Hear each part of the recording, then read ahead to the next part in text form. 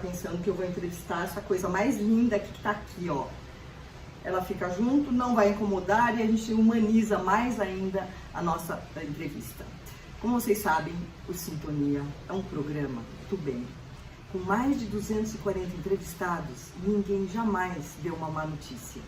E a gente sempre procura estar up to date, trazendo coisas do momento, assuntos que façam bem para a alma, para o coração, para o corpo físico.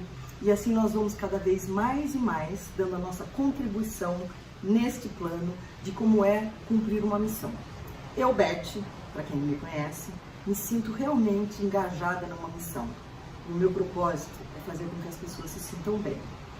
A convidada de hoje também tem grandes propósitos na vida, porque quando eu a conheci recentemente, depois até falaremos onde foi, eu fiquei encantada com o tema que nós vamos abordar hoje. Eu chamo para fazer companhia, peço licença aqui para minha terceira convidada. Renê, por favor, eu estou aqui junto a Renê Castelo Branco. Tudo bom? Oi, Beth. Já tomamos o nosso café, tiramos a máscara porque estamos distanciadas, vacinadas, né? Politicamente corretas. E é o seguinte, a Renê é jornalista e documentarista. Eu já gostei desse título à beça. E ela é o seguinte, veio fazer uma apresentação do que é possível ter um país, um Brasil sem pobreza. Só que além disso, a Renê, ela trabalhou nos principais veículos impressos de São Paulo. Na TV Globo, trabalhou como editora em São Paulo, Rio e Londres, é isso? Nossa, é chique, mulher! Nos últimos 20 anos, na Globo News, criou o programa Sem Fronteiras e a faixa de documentários do canal Voluntária no Pacto Brasil Sem Pobreza. Quem é que não gostaria de ter um Brasil sem pobreza? Renê, é possível? Bom, nós do Pacto Brasil Sem Pobreza, a gente tem certeza de que é possível, né? Agora, para ser possível, a gente acredita também que precisa de um engajamento de todas as forças democráticas que acreditem nisso. E eu tenho reparado o seguinte, o pacto começou a funcionar, foi lançado em dezembro do ano passado, quer dizer, não, dezembro de 2020. Porque agora a gente virou o ano, né? Virou o ano, né? Dezembro de 2020, tá. Quando ele foi lançado, a discussão sobre a pobreza não estava tão quente. E durante esse tempo todo que a gente está trabalhando, nós temos reparado que cada vez mais, eu não estou atribuindo isso ao nosso trabalho, eu estou atribuindo isso a uma sinergia. Né? Vai aglutinando. Eu acho que o país se deu conta de que a gente não pode continuar assim, por milhões de motivos. Né? Então eu tenho visto, imagino que vocês também, artigos em todos os jornais, artigos de economistas que nunca falavam da questão da pobreza, eles em geral tratavam muito mais de questões fiscais, ou questões do crescimento econômico, mas não eram focados na pobreza. De repente, não só militantes e pessoas mais, digamos, de centro-esquerda, que sempre tradicionalmente abraçaram essa causa, você começou a ver que isso meio que tomou conta da sociedade, né? A ponto de os economistas neoliberais, tipo André Lara Rezende, Armínio Fraga, esse pessoal também tem falado, focando especificamente na pobreza. Então, o que eu acho? Eu acho que parece que chegou a hora, né, da gente essa mobilização, né? Eu acredito nisso. Porque assim, se for depender apenas do governo, desculpa, mas eu vou emitir a minha opinião, a coisa não anda. Tanto é que o Grupo Mulheres do Brasil, ao qual já te convidei para fazer parte, que é um grupo cuja presidente é a Luiz Helena Trajano, a vice é a Tcheco Aoki e a outra vice é a Sônia Rez, nós somos já 100 mil mulheres, acima de 100 mil mulheres, está engajado em todas as áreas do Brasil que precisam ser melhoradas. Então foi a mobilização da sociedade civil. Isso que você está falando é a realidade. A gente tem que fazer com que as pessoas cada vez mais tenham esse interesse. E é um altruísmo muito grande, né, Renê? Olha, eu acho que, nem sei se é altruísmo, sabe? Não, Eu acho que como é que eu vou explicar? Eu acho que tem uma hora que que junta as coisas. Você talvez tenha mais tempo, porque eu vou dizer para vocês que em dezembro, eu já contei para a Beth, em dezembro de 2020 eu fui demitida Da Globo News, né? Eu e a torcida do Flamengo. Isso que eu ela e a torcida do Flamengo. Pandemia, a nossa idade, né? Todo mundo que tinha mais de 60 anos do jornalismo, em vários lugares da emissora, fui demitido, né? E eu já tinha com meu prazo de validade vencido faz tempo e continuava lá, né? Aí o que aconteceu? Eu comecei, logo que eu soube que eu ia ser demitida, eu já comecei a pensar o que fazer. Aí apareceu a possibilidade de eu ajudar nesse pacto Brasil Sem Pobreza. E o meu tempo aumentou, apesar de eu continuar trabalhando, não é feito uma louca desesperada como eu trabalhava antes. Então não sei se é altruísmo ou se na verdade é bom para mim, sabe? Porque eu conheço pessoas super interessantes, porque a gente faz os diálogos contra a pobreza, onde a gente entrevista gente de todos os espectros da sociedade. Por exemplo, assim, não está me incomodando. Não, eu gosto de bicho. Então, por exemplo, voltando, um exemplo assim bem fácil de ver como a gente vai de A a Z. Nós fizemos uma conversa que era entre uma pessoa do MST, o Jaime Amorim, e o dirigente da Associação do Agronegócio Brasileiro, a AGAP, que era na época Marcelo Brito. E a conversa foi ótima. Então, eu acho que essa conversa foi o tipo do indicador de que é possível você conciliar interesses aparentemente tão opostos, posições políticas definitivamente opostas, né? Vórtices diferentes, né? E aí agora que a gente está vivendo um período de muita intransigência, você vê que tem muita gente disposta a transpor esses obstáculos, né, do sectarismo, da intransigência, e acho que é muito legal você poder reforçar isso, né? Tentar realmente abraçar diversas forças da sociedade. E a partir dessas reuniões, como é que vocês partem para uma determinada ação? Ai, desculpa, tomar um gole d'água aqui. Fica à vontade. Gente, vocês viram que ela se comporta, né? Sobre a ação especificamente, é o seguinte, nós somos um pacto de mobilização e conscientização, e não de uma ação específica, tipo, vamos levantar as mangas e vamos trabalhar em Paraisópolis com o Gilson Ribeiro, ou com o Edu Lira, lá na Favela 3D e outras mil iniciativas dele fantásticas. Não, o que a gente faz é tentar discutir as questões, trazer mais pessoas para se preocuparem com a causa.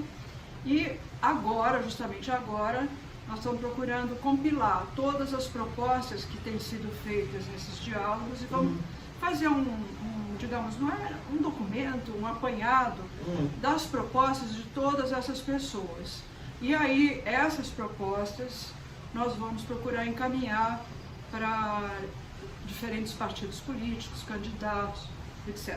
Mas fora isso, tem uma outra coisa que a gente está torcendo muito que dê certo, que o Ricardo Paz Barros, economista do INSPER, está trabalhando num indicador de multifatores da pobreza. Em vez de, antigamente, agora já não se pensa mais assim, mas até recentemente, pobreza era considerada uma questão de renda, né? Agora... Ah, não é mais? Não. Então explica. Como é isso? Então, a renda é um dos fatores só. Por exemplo, você pode ganhar um pouco mais e não conseguir sair da situação de pobreza. Por quê? Porque você não tem uma escola adequada, mora num lugar sem saneamento básico, fica doente com facilidade, o transporte que te leva, que te busca, te consome o tempo precioso de descanso, né? A sua casa está numa situação super precária. Morando em áreas de risco, mesmo tendo um salário. Morando em áreas de risco, e se não é área de risco físico que vai despencar com uma chuva, no caso do Rio de Janeiro, por exemplo, é área de risco de milícia, de tráfico, de briga de bandidos e milícia com polícia, tudo que a gente já sabe. Então, morando nessas condições, com uma política de segurança pública que, na verdade, não protege os cidadãos, sobretudo os mais pobres, né? Se for negro, então nem se fala. Enfim, uma série de coisas fazem com que as oportunidades sejam tão escassas para as pessoas que não adianta elas ganharem mais um pouco, que elas vão ficar presas ali. Elas ainda têm aquela tarja da pobreza. Não vão né? sair dali. E aquilo, você ganhar mais um pouquinho, você vai comer um pouquinho melhor, Deus queira, mas você não consegue escapar de uma situação inviável de vida, né? Aí nesse pacote a gente pode acrescentar os bens culturais, todos concentrados. O próprio lazer, né? Faz parte, né? A pessoa só trabalha.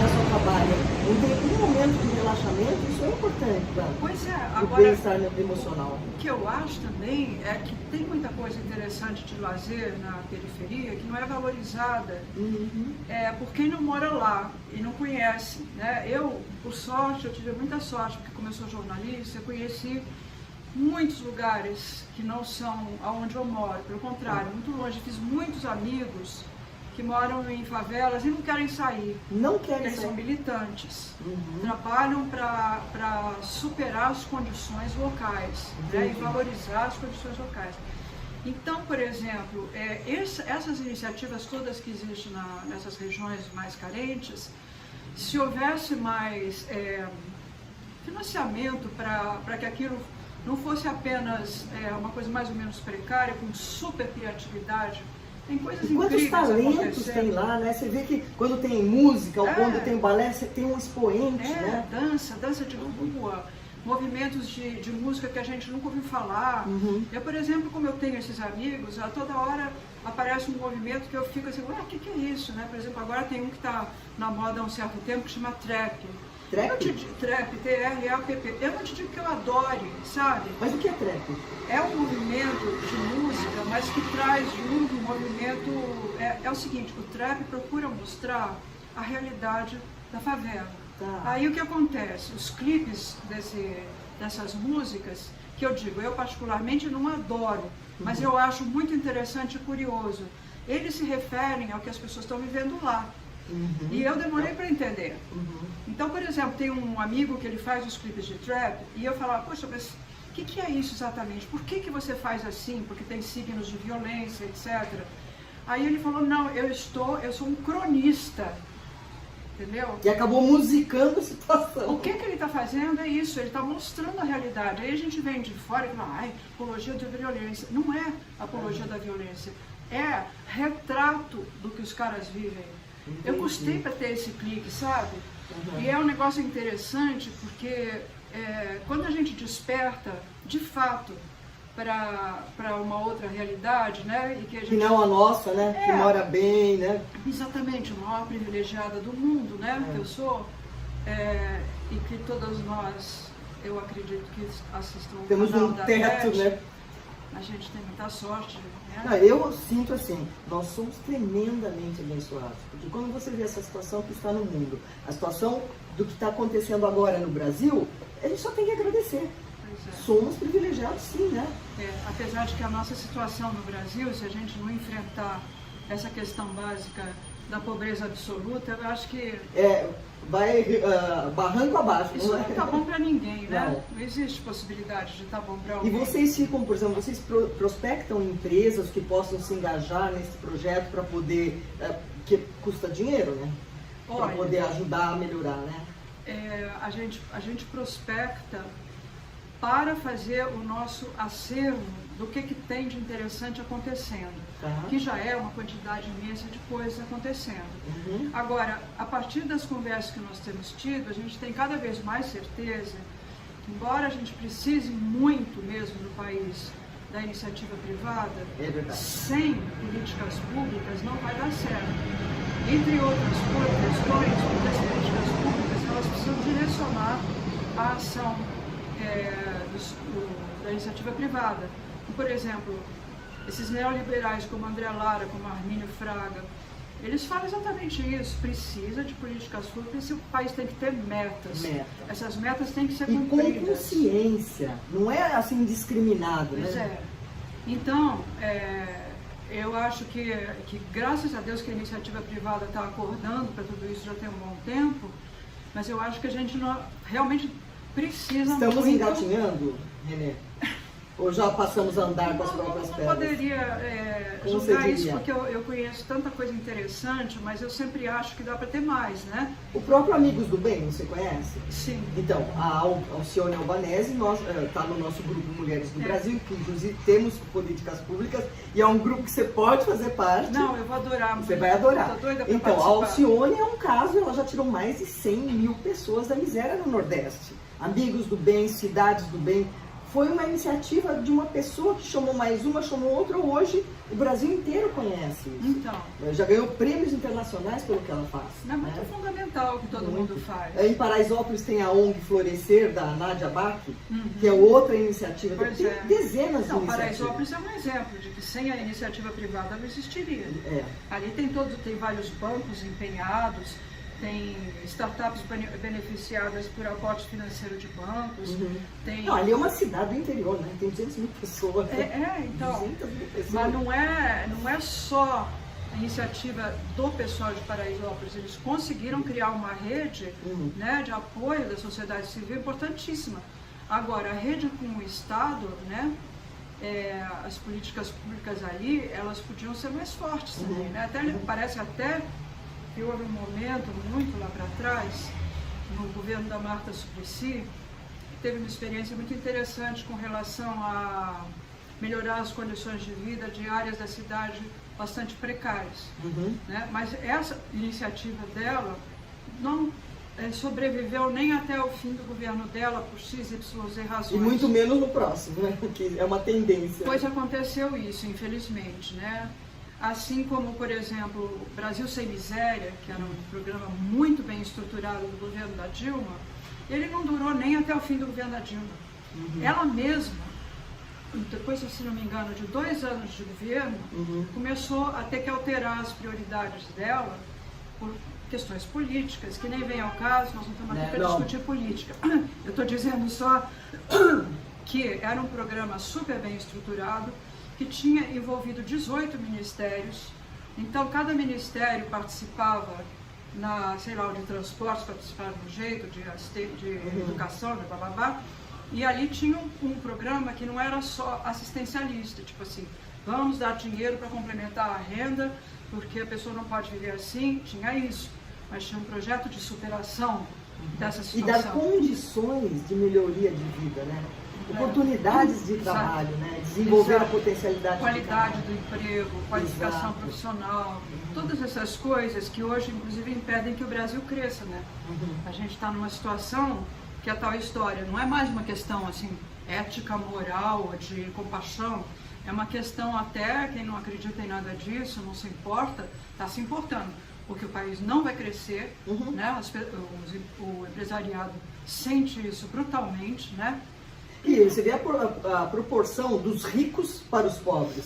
Nós somos povoados por uma maioria pobre. Não, aí não dá nem para Então, falar. é desproporcional. Então, se a gente não investir na educação das famílias mais empobrecidas, o que vai ser do futuro do nosso país? Exato. Então, iniciativas como a sua é que vem corroborar que, sim, há o que se fazer. E eu fico muito feliz de estar podendo aqui entrevistar a Renê e vou contar onde é que eu a conheci. Nós temos um grupo que chama-se Ovoltable Feminino, que foi criado pelo Niemeyer.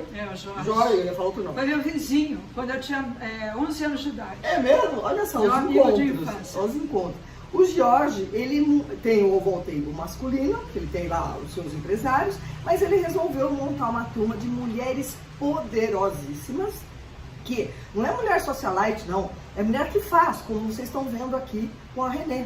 Ou como outras do grupo, nós já somos mais de 100 integrantes. 130, né? E está crescendo a cada... Porque assim, é um grupo só de WhatsApp, olha que interessante, que colocam lá os seus feitos, o que vocês têm realizado, o que tem sido publicado. Tem artigos da Isabel Franco contra a corrupção, belíssimos. Cristina Carvalho Pinto, muita gente, Ivone Zeger. São pessoas que vão lá e mostram como estão agindo e contribuindo para melhorar o país. E eu deixo aqui uma perguntinha para vocês. O que é que você que está nos ouvindo tem feito para contribuir para o seu país melhorar? Nem que seja só orar já ajuda, não ajuda?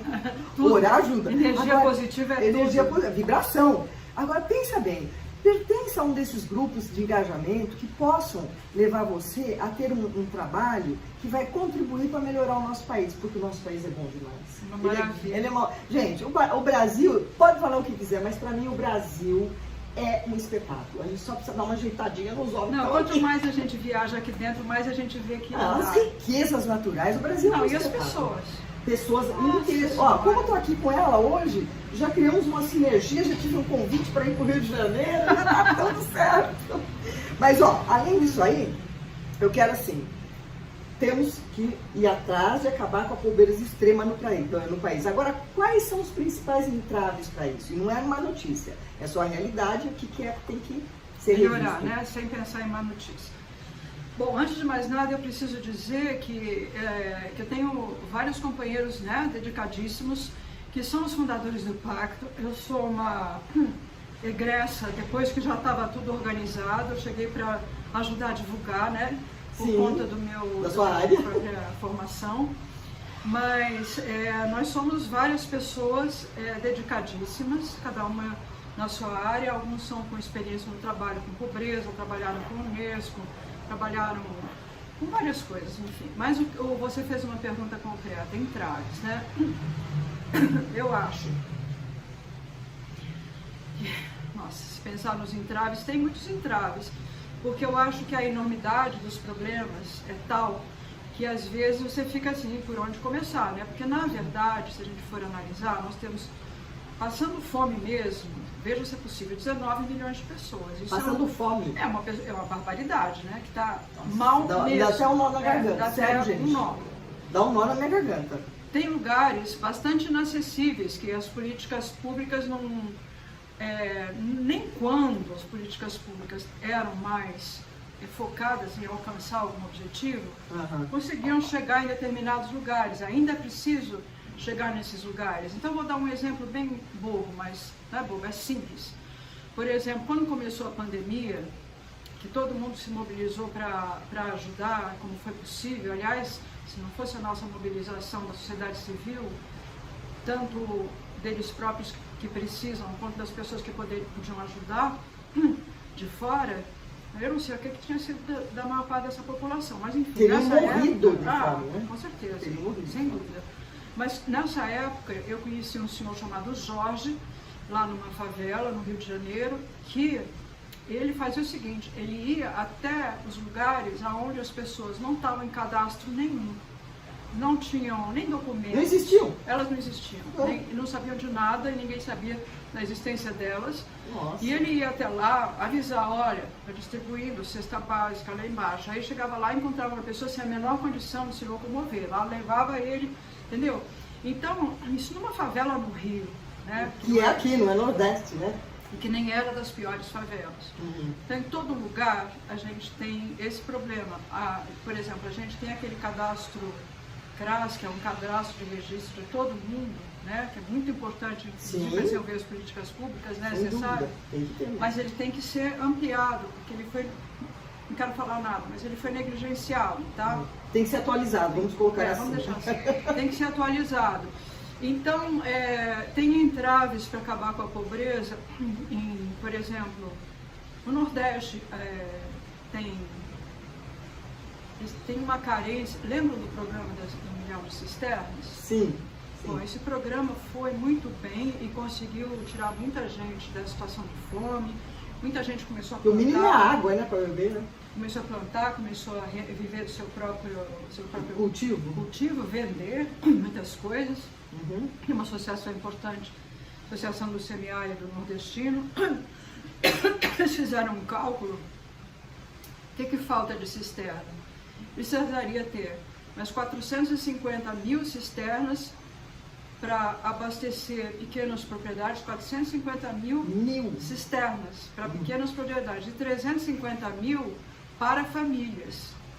Então, por exemplo, um entrave é uma coisa que a gente já tinha começado. Parte daí, né, que não tem, né? E não tem mais, tem que fazer. Mas não é que se a gente se determinar a fazer, vai fazer. Sim. Né? Mas aí tem gente que diz assim, o teto de gastos. Bom, esse teto de gastos também já era. No mundo inteiro não se acredita mais nisso. E nem os tais economistas neoliberais, eles próprios estão falando, Gasto social é investimento agora, nesse momento. Sem gasto social, sem investimento. E não pode ser desviado para outra coisa, né? Tem que vir para ele bom, mesmo. Isso aí já é outra questão. Porque aí a gente já entra em uma... Por exemplo, de onde vai tirar o dinheiro? Tem 1 milhão de subsídios que não precisariam existir. Né? Entendi. Tem várias... como é que a gente fala? Privilégios mesmo, que poderiam deixar de haver. E se direcionasse para outras áreas, né? Com certeza, né? Tem muitas áreas onde você pode ter os gastos, não são os gastos sociais, né? Sim. Agora aí já é uma outra briga de cachorro grande, porque os próprios subsídios, cada vez que você vai fazer uma reforma tributária, o que acontece? Vai um setor da economia, não, aqui não.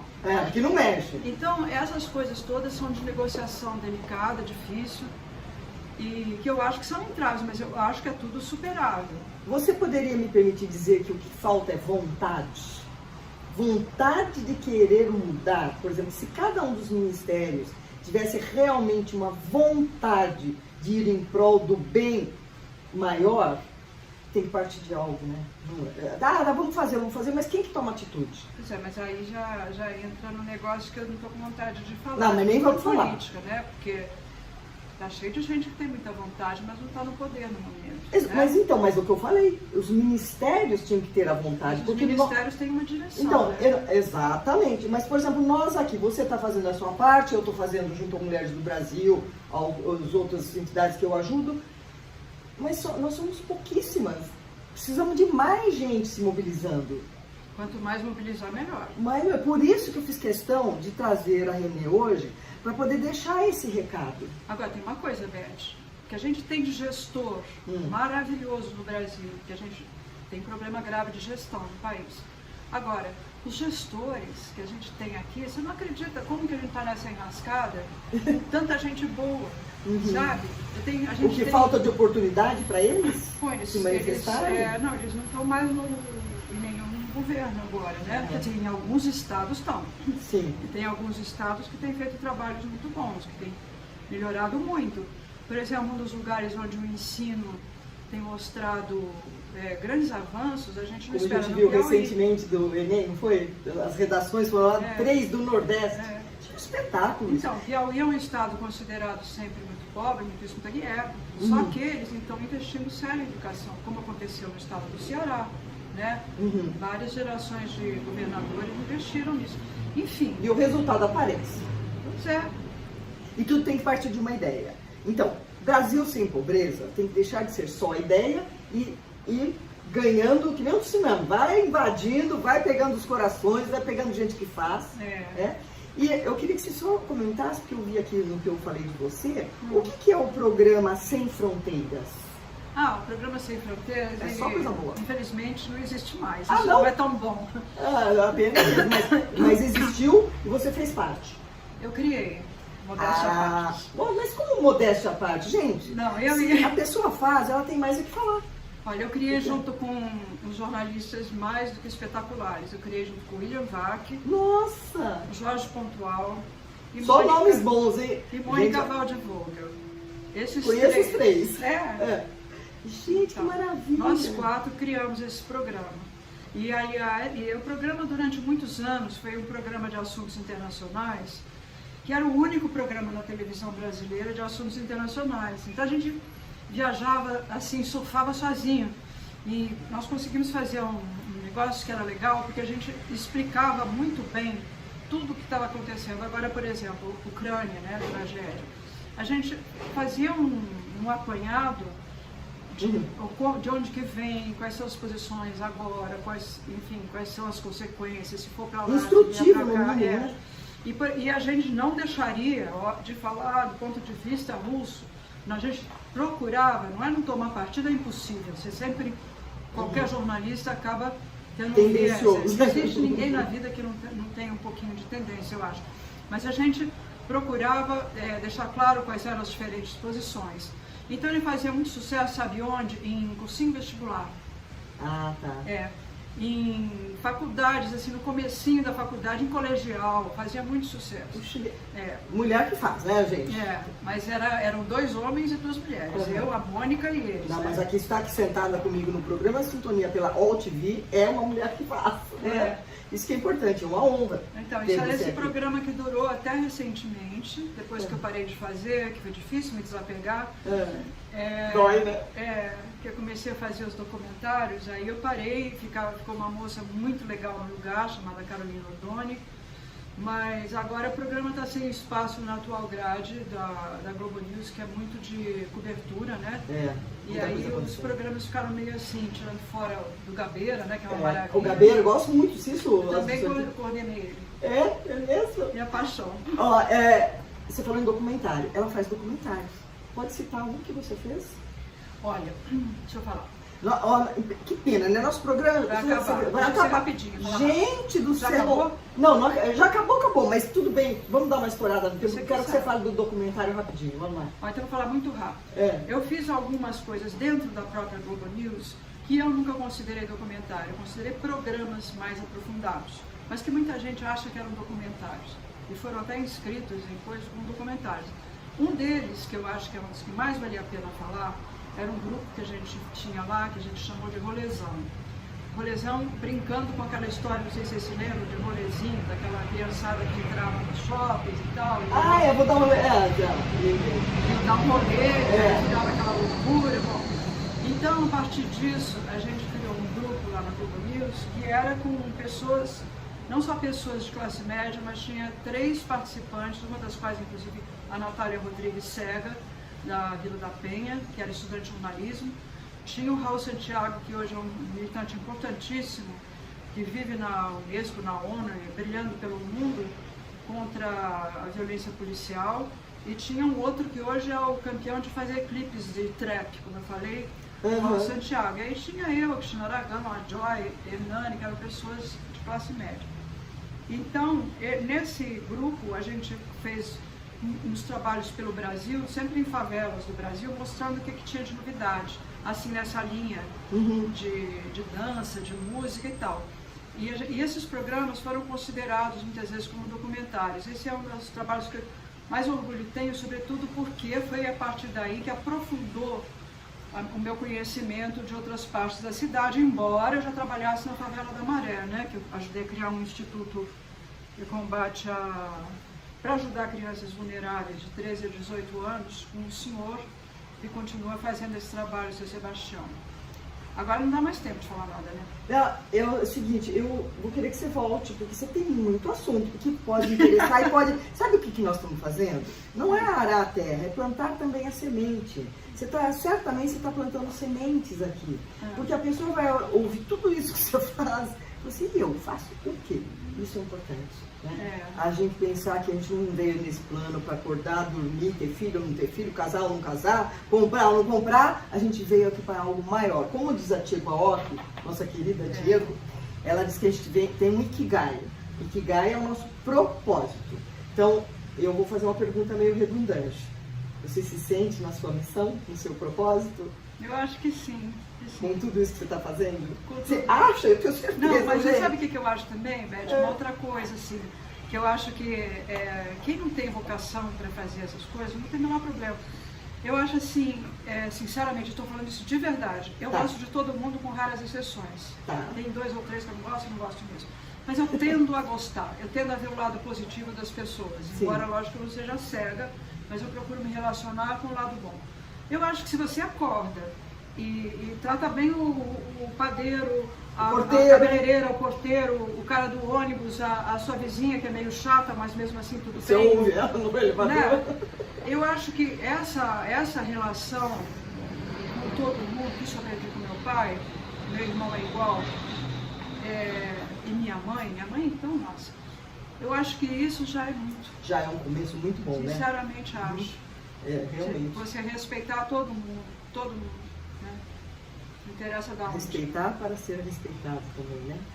Você teria uma mensagem para deixar aqui para os nossos internautas? Sim. Eu acho a mensagem é que a gente tem que acreditar que a gente vai conseguir sair desse buraco da pobreza absoluta e que nós vamos ainda ter muito orgulho do país um país justo, né? Isso é importante demais, eu acho, além de maravilhoso como ele é. E eu queria encerrar o nosso programa. Você permite a gente mudar de lugar e a gente vai para outra sala e eu vou tocar uma canção para você. Ah, que bom. E que realmente vai retratar o meu sentimento, o sentimento da Renê e quem sabe de vocês todos. Vamos lá juntos? Vamos lá. Bom, como vocês estão vendo, mudamos de sala. Renê, eu vou dedicar essa música não só a você, que eu gosto muito, do Louis Armstrong, What a Wonderful World, como que é um momento que realmente a gente deseja um mundo maravilhoso. E que essa fase que nós estamos passando passe logo, né? Tanto a pandêmica como a fase desse conflito que ninguém deseja. Então, comigo, quem quiser cantar aí, se você quiser.